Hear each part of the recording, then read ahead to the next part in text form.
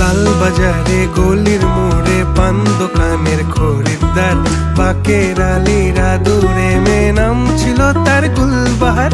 লাল বাজারে গলির মোড়ে পান দোকানের খরিদ্দার, বাকের আলীরা দূরে